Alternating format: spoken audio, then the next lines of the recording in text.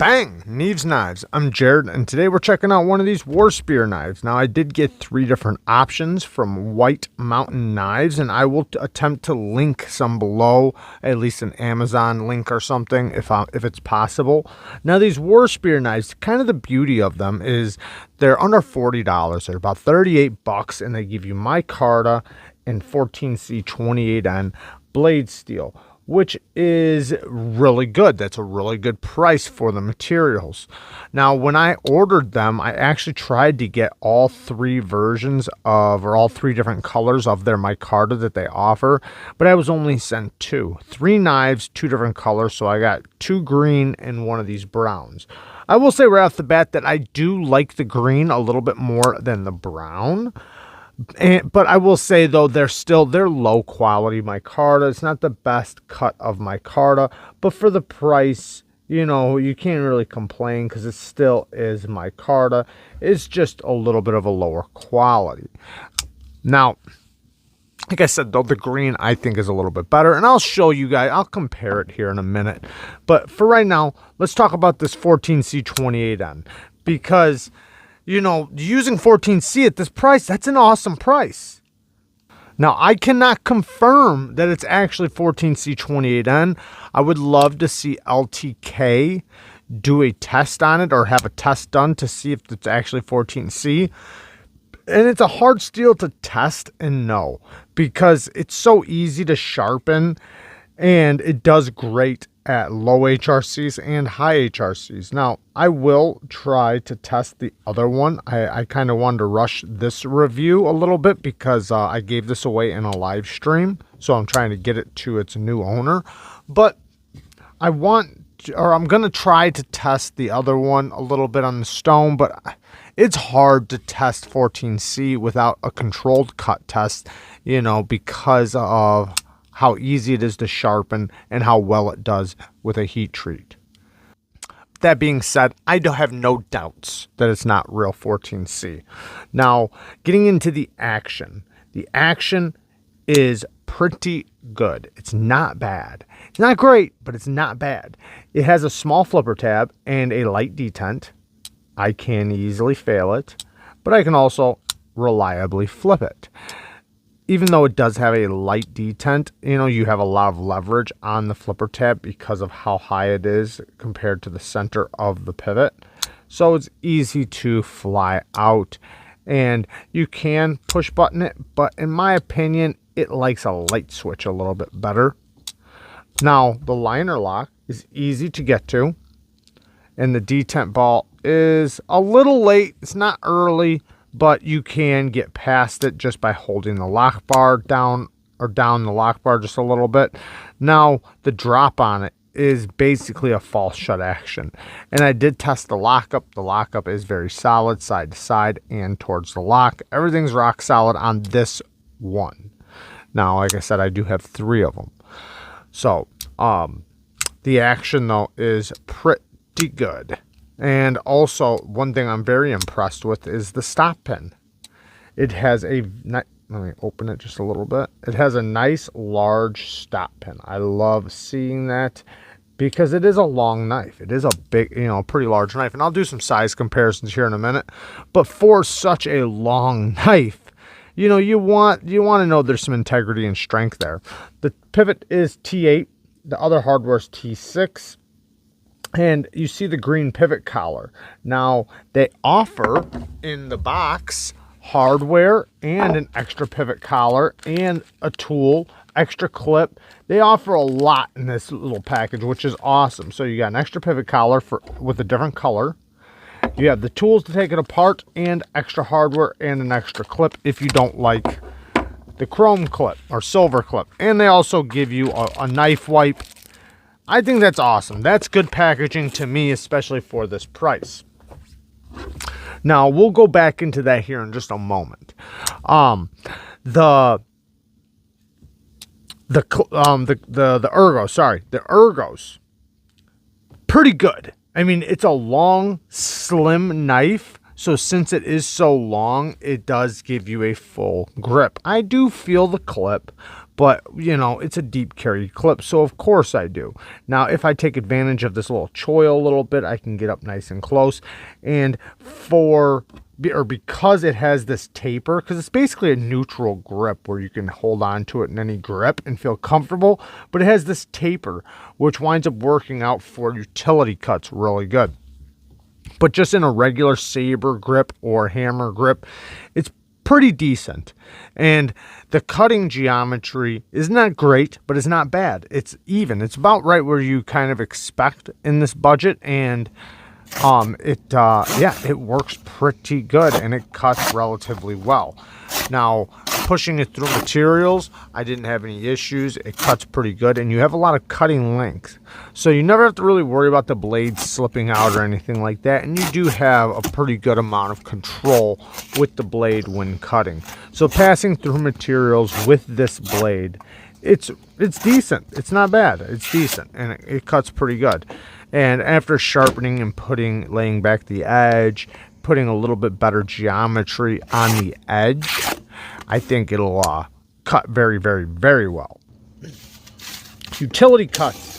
Utility cuts are good. Like I was saying before, it has that taper on the spine, so it kind of lays across your palm, and it is a drop point blade. And since it's a drop point blade, it's kind of pointing towards what you're cutting.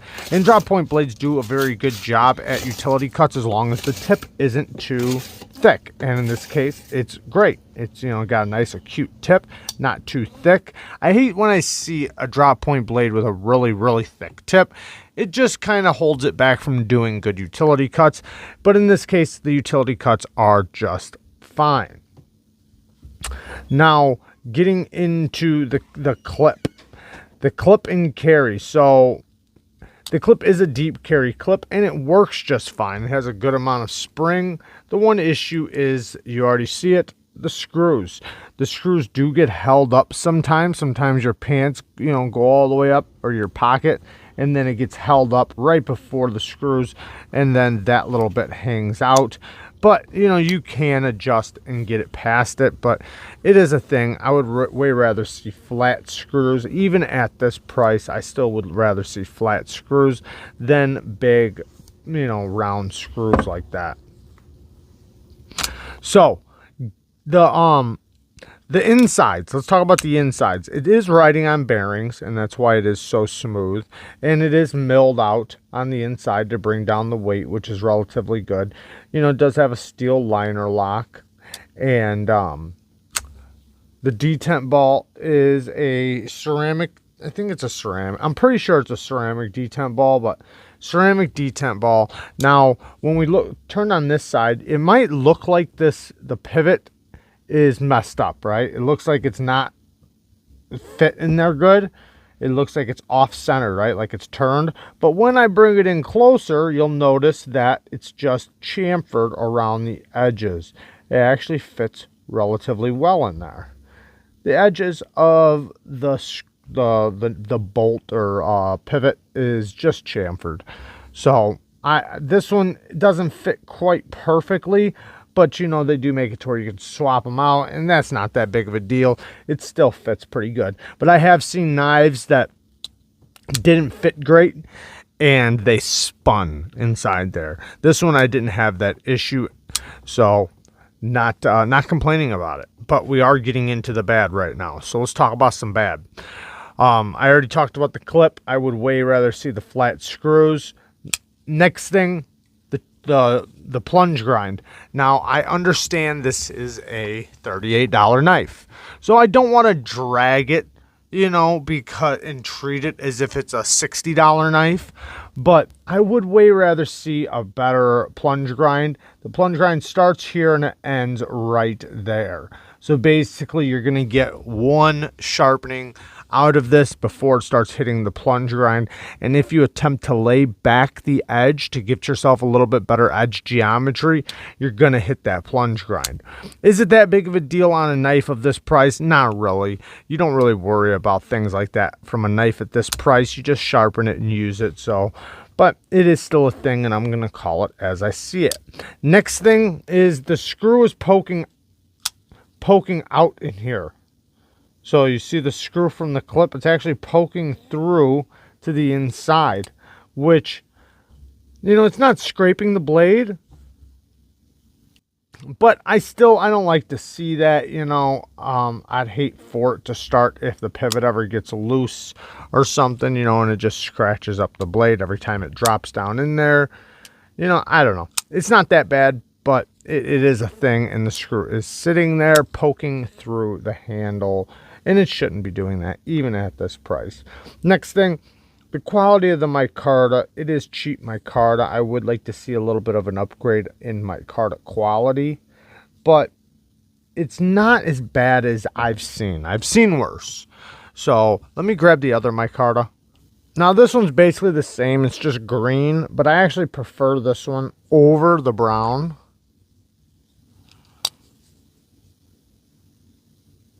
This one's a front flipper.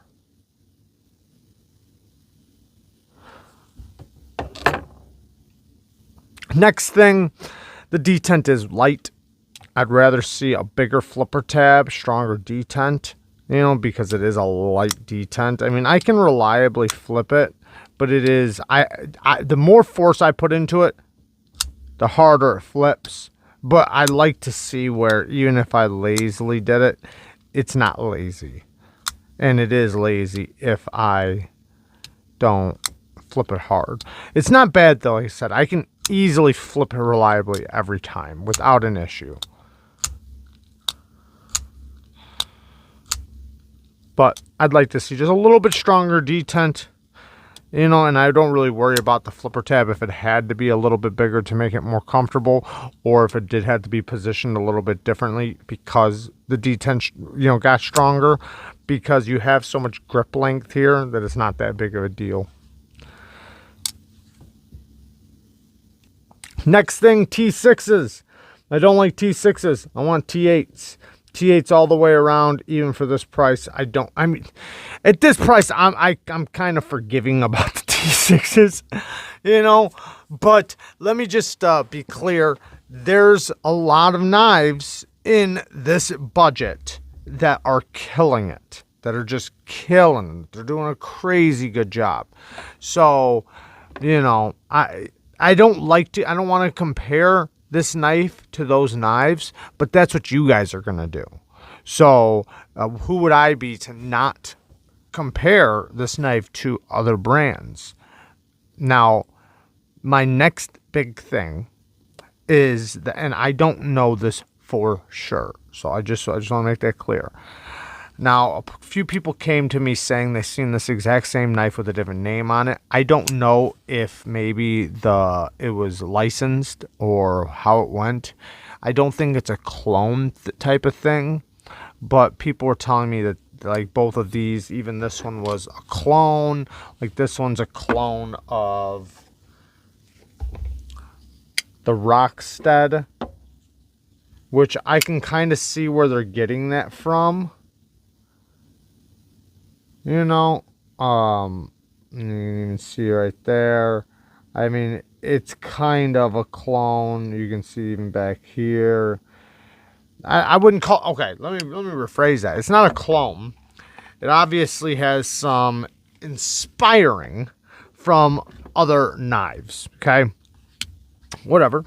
It's not an actual clone, and they got the name written right there. But what I'm specifically talking about is that other company, whatever it is that has the exact same name that looks identical. I don't know what's up with that, but it makes me wonder. It makes me kind of curious, like what's going on. Is it a license deal? Is it just a company making a whole bunch of these and just putting different names on them all and trying to sell out? I don't know. I have no idea. But it makes me worry about the integrity of the knife if that's what the company's doing. I don't care so much that a company has different lines, different branches, but I don't want the same knife, right, being sold as just a same exact knife, just take the name off and put a different name on it and sell it for you know what I mean. I'd rather see just a company have a little bit more integrity and have their knives as their knives and not sell them out to other companies to sell them too. Because then you start wondering where you're getting it from and who's selling it, and You know, just little tiny details matter, which at this price does it really? Probably not. It's not probably that big of a deal, but I'm bringing it up. I'm bringing it up because everybody else brought it to me, right? Who would I be to not bring it up when I had a lot of people bring that message to me, saying they've seen this knife with a different name on it.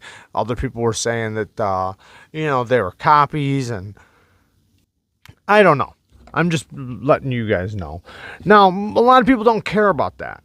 So, you know, it's probably not that big of a deal. And it's not that, you know, I don't know. It's not that big of a deal, especially for this type of money. Now, all in all, I think the knife is decent. I don't think it's great. I don't think it's bad. I think for the money, there's a lot. Let me just say, for $40, there's a lot of competition out there in 2021.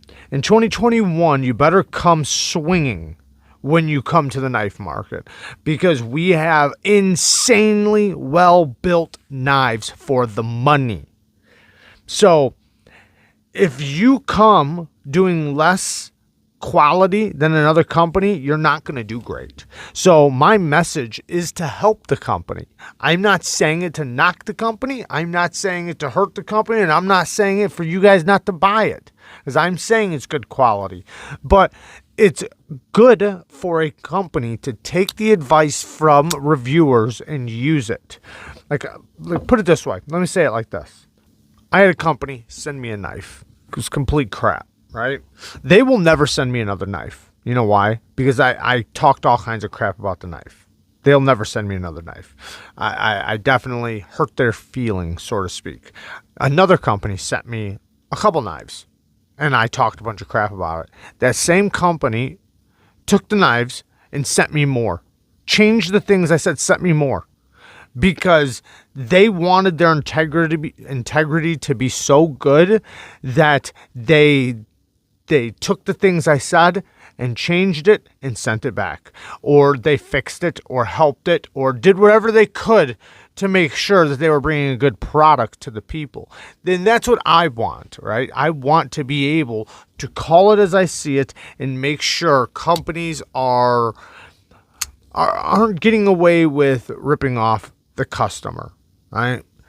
Bringing a good product to the customer. And obviously, I'm not saying that's what these guys are doing. I'm not saying that right now. This is a completely separate message, separating from this knife. I'm specifically talking about how companies perceive the messages when we're talking about what we're talking about in a review, when we're reviewing a knife. The best thing you can do is take good criticisms and take them and use it. Send that person or that reviewer another one, and try to impress them. Try to make a good quality material, because that will sell.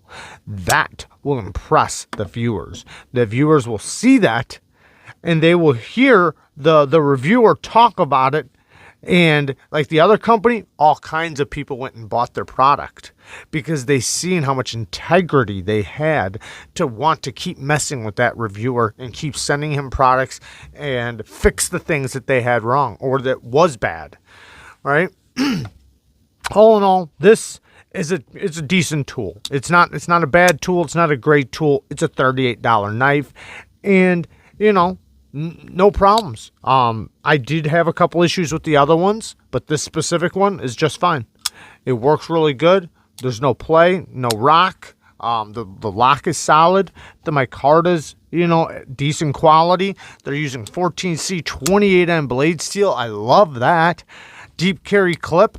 Yeah, the screws could be flattened out, but hey, it's a good tool for the money. And let's do a couple size comparisons, and then we'll get out of here. Like I said, it is not a small knife. Here's the Civivi Piccaro. Now, the Civivi Piccaro is a bit over 9 inches.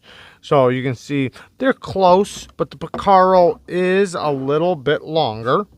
Not by too much, but it is. Next we have, here is the Kaiser Lan. You can see it is a bit shorter than the Warspear. And then here's a Spyderco PM2, because a lot of people know this knife. So And you can see it is a little bit longer than the PM2, but you can also see the PM2 is, you know, a bit taller in a lot of ways.